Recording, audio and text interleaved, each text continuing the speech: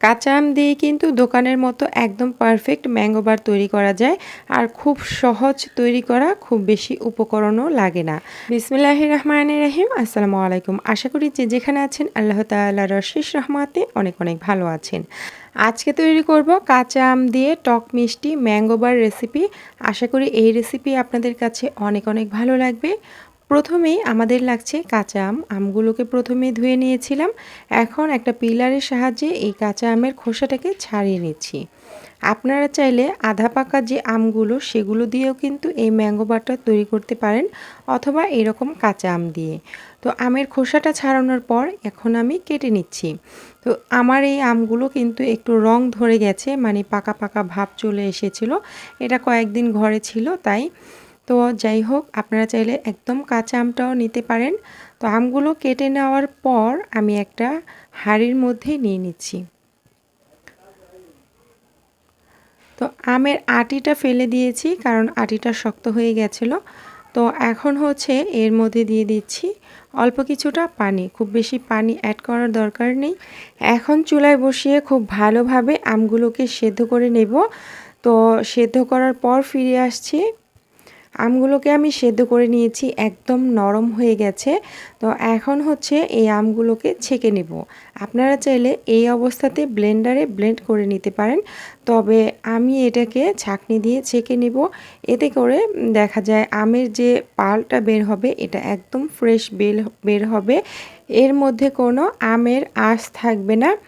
তো যাই হোক, আপনি আপনার পছন্দ মতো এটাকে ব্লেন্ড করতে পারেন অথবা ছেঁকে নিতে পারেন। তো আমি এই ছাঁকনির মধ্যে একটু এইভাবে করে ছেঁকে নিচ্ছি। ছেঁকে নেওয়ার পর যে অবশিষ্ট অংশগুলো থাকবে সেগুলোকে ফেলে দিতে হবে। তো এই আম সত্ত্বটা তৈরি করতে খুব বেশি উপকরণ কিন্তু লাগে না, 2-3টা উপকরণ হলে হয়ে যায়। আর এটা খুব বেশি সময় লাগে না, একদম সহজ রেসিপি। আশা করি একটু হলেও ভালো লাগবে। তো আমি ছেঁকে নিয়েছি, দেখতে পাচ্ছেন। এখন এগুলোকে ফেলে দিচ্ছি।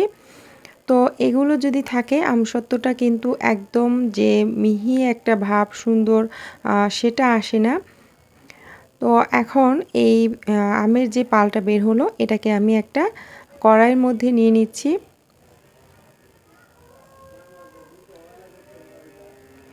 নিয়ে নেওয়ার পর এখন আমি এই আমের মধ্যে ব্যবহার করব চিনি। চিনিটা নিজেদের স্বাদ অনুযায়ী এখানে দিয়ে দেওয়া যাবে। তো মিষ্টিটা নিজেদের পছন্দ অনুযায়ী, অথবা আম কতটা টক সেটার উপরেও কিন্তু নির্ভর করে। তো আমি এখানে পছন্দ মতো, মানে স্বাদ মতো চিনি দিয়ে দিচ্ছি। চিনি কোনো আমি আজকে মেপে ব্যবহার করিনি। তো রোদে দেওয়ার ঝামেলা ছাড়া যদি আপনারা আমসত্ত্ব তৈরি করতে চান, সেক্ষেত্রে চিনির পরিমাণটা অবশ্যই বেশি ব্যবহার করবেন। এইখানে আমি সামান্য একটু ফুড কালার দিয়েছি, অরেঞ্জ ফুড কালার। এটা পুরাপুরি অপশনাল, কালারটা একটু সুন্দর আসার জন্য দিয়েছি। এরপর দিয়ে দিলাম স্বাদ মতো লবণ। এখন এর মধ্যে আমি অল্প একটু বিট লবণ দিয়ে দিচ্ছি, এতে করে এর স্বাদটা অনেকটা বেড়ে যায়। তো দিয়ে খুব ভালোভাবে মিশিয়ে দিচ্ছি। আর মিডিয়াম হিটে এটাকে আমি জাল করতে থাকবো যতক্ষণ না এই যে আমের পালটা সেটা একদম আঠালো অবস্থাতে চলে আসছে সেই পর্যন্ত। তো এটা খুব ভালোভাবে মিশিয়ে দিয়েছি। আর এই যে কালারটা দেওয়ার কারণে এটা একটু সুন্দর কালার আসবে।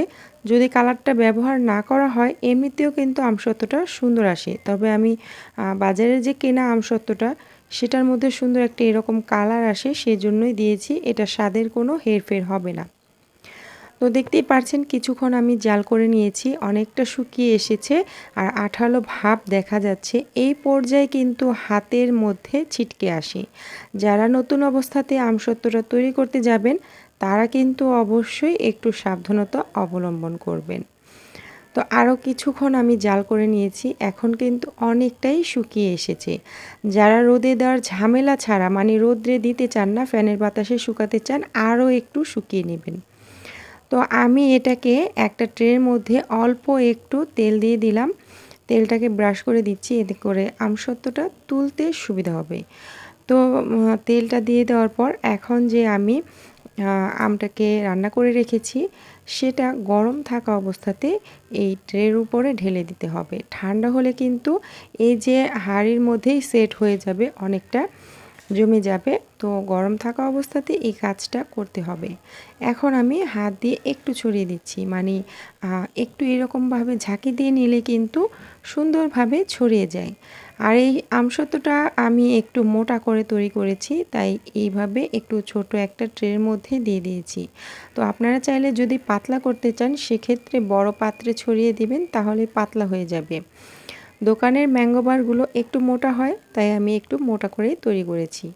তো এখন যেটা করতে হবে, এটাকে আমি 1 থেকে 2 দিন রোদ্রে শুকিয়ে নিব, অথবা ফ্যানের বাতাসে রেখে দিলেও কিন্তু শুকিয়ে যায়। তো আমি যেভাবে তৈরি করেছি সেভাবেই আপনাদের সাথে শেয়ার করলাম। আমি এটা 2 দিন রোদ্রে শুকিয়ে নিয়েছি। এরপর হচ্ছে কেটে নিচ্ছি। কেটে নেওয়ার পর কেমন হয় সেটা আপনাদের দেখিয়ে দেব। এই আমসত্ত্বটা কিন্তু অনেক অনেক সুন্দর হয়েছে, খেতে কিন্তু অসম্ভব মজার হয়েছে। বাজারে যে ম্যাঙ্গো বারগুলো পাওয়া যায় সেই রকমই খেতে হয়েছে। বাসায় একবার হলেও ট্রাই করতে পারেন। আর এই রেসিপিটা তৈরি করা খুব বেশি কঠিন না। আর আজকের রেসিপি যদি একটু হলেও ভালো লেগে থাকে, লাইক কমেন্ট শেয়ার করতে ভুলে যাবেন না। এইরকমই সহজ রেসিপি পেতে চ্যানেলটিকে সাবস্ক্রাইব করে নিয়মিত পাশে থাকবেন। যারা ফেসবুক পেজ থেকে দেখছেন তারা অবশ্যই পেজটাকে ফলো দিয়ে রাখবেন। যাই হোক, এগুলো আমি কেটে নিয়েছি এরকম একটু লম্বা করে।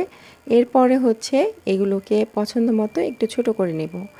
তো এই ম্যাঙ্গো বারটা কিন্তু সারা বছর নর্মাল তাপমাত্রায় ভালো থাকবে, অথবা যদি ফ্রিজে রাখেন তাহলে কিন্তু একদম ফ্রেশ এরকমই থাকবে। তো সারা বছরের জন্য এটা রেখে খাওয়া যাবে, কোনো রকম নষ্ট হবে না। তো কাঁচা আম ফুরিয়ে যাওয়ার আগেই কিন্তু এটা তৈরি করে রেখে দিতে পারেন সারা বছরের জন্য সংরক্ষণ করে।